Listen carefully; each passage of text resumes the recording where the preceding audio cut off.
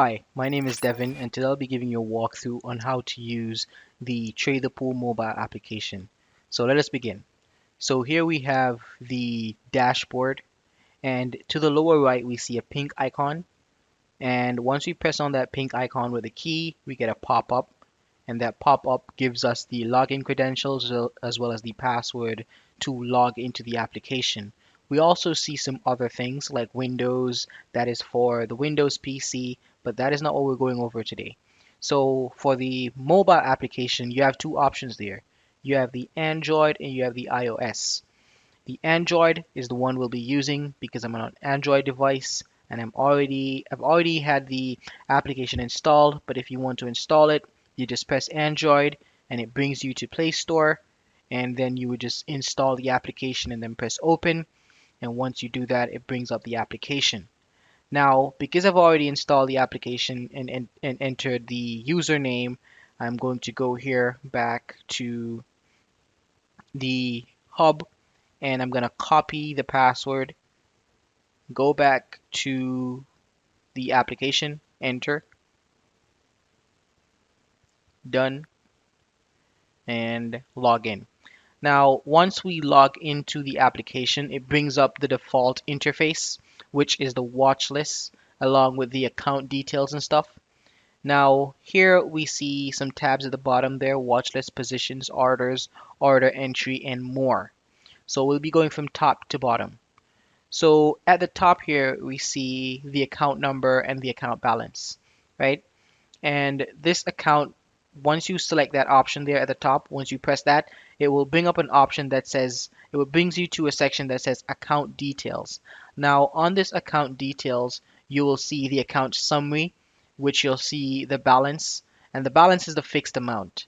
And the projected balance is basically what you're going that's going to be moving, or that's going to continuously move depending on your open position. So if you have a net positive unrealized gain, which would be like say $1,000, that will be up $1,000, and if the trade went down $1,000, that will be down $1,000.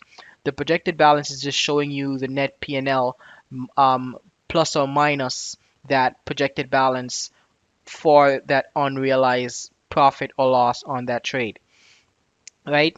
Now for the margin here, it says stop out level 100%. So that section is not really important because at Trade the Pool we have a 1-to-1 ratio, meaning you're not getting leverage. What you get is the buying power that you purchase. So if you purchase a $200,000 buying power, you're just getting $200,000 to buy and sell stock. Here we have next we have account activity, where we have the open gross profit and loss, and we have the open net profit and loss will be reflected in that section. And below that we have the open positions.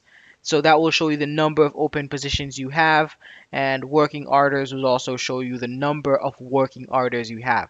So working orders are orders that have not yet been filled. And today results will show you today's net profit. So today's net profit is $1,200, and today's fee is negative $30, right? So the account detail section will just basically give you an overview of everything on the account. And if you had two accounts, if you had selected the that account details at the top there, you would see another account, and you could just select that account to switch between the accounts and select the one that you want to trade on.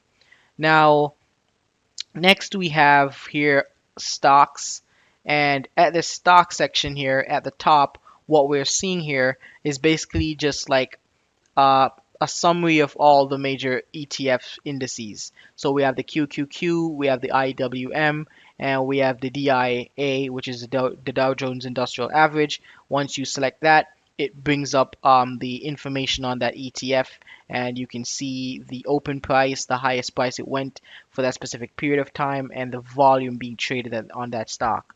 Sorry, on that ETF. Now, if we were to scroll down, we will see what we have here is a watch list.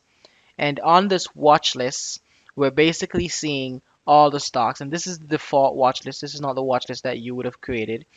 You will basically see all the stocks on that watch list. Now, you can add a stock to the watch list or remove a stock to the watch list. You can remove all these stocks from this watch list.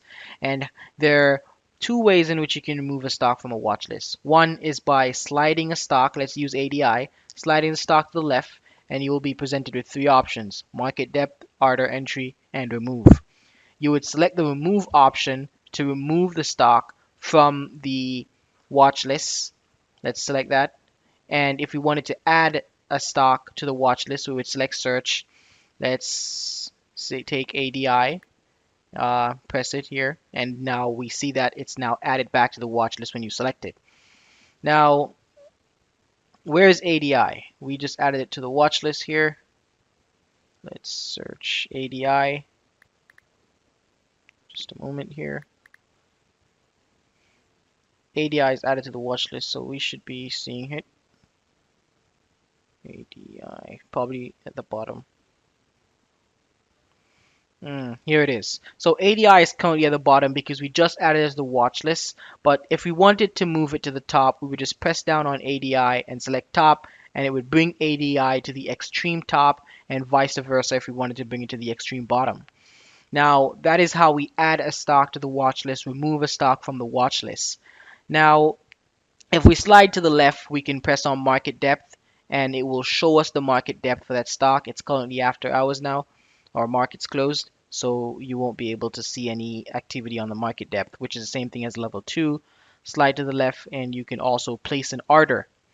Now, let's press down on that stock, and we see some other options. Let us say we wanted to open a chart.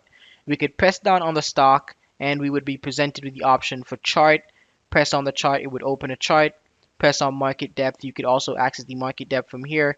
You can access the order entry from here, as well as the symbol info, and if you wanted to add an alert. Adding an alert is pretty simple. You would just press alert, and then you would be able to add the alert based on your specific parameters. And if you wanted it to fill when you added an alert, you could just, under action here, select the drop down and place an order plus notify. So it will notify you and then also place the order once that specific parameter has been met, right? So that is how you would set an alert.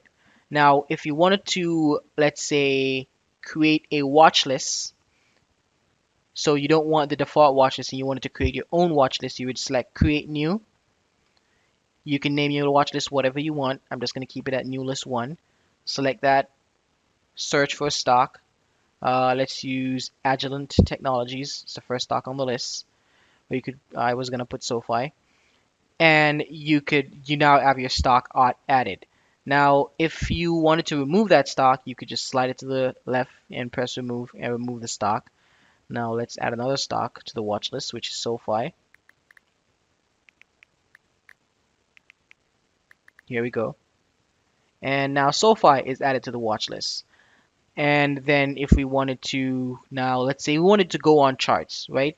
We wanted to go on chart, we would press the chart option. So in this video, we basically went over an introduction of the application where we went over the watch lists and how to remove and add a stock to the watch list as well as the account details.